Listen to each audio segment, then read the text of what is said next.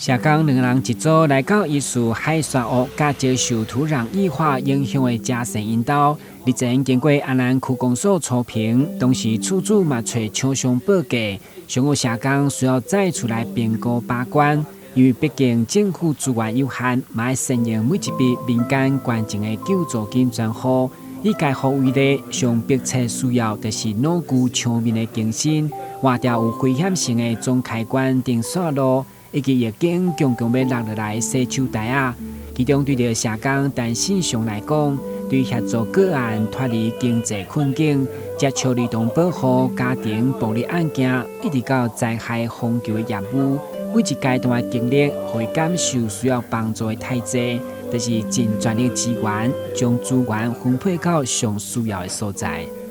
我在社工职业上已经有30年了，那看过很多无数的案件了，但是我就一个单一社工的小角色，不管是家庭辅助，不管是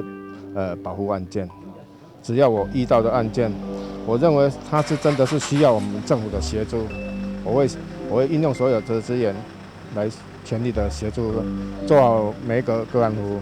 但是社工已经30档的单身上相当的资深，除了经验的传承，嘛永远保持一份热情，用认真的态度成为后辈上好的模范。社工资深跟资浅其实不是问题的，这应该是说你在从事社工这个行业，你的敬业跟那个态度才是取决于是在这里的。不管你资深或资浅，你只要在认真的投入工作。之前的时候，你会觉得，工作上有所不足，但是你会用协调方式或行动方式去找到说，我要怎么做，慢慢的去学习成长。那自身的部分，它因为经验的累积，它在处理工作上会比较完整。那最重要，它是可以做经验的传承。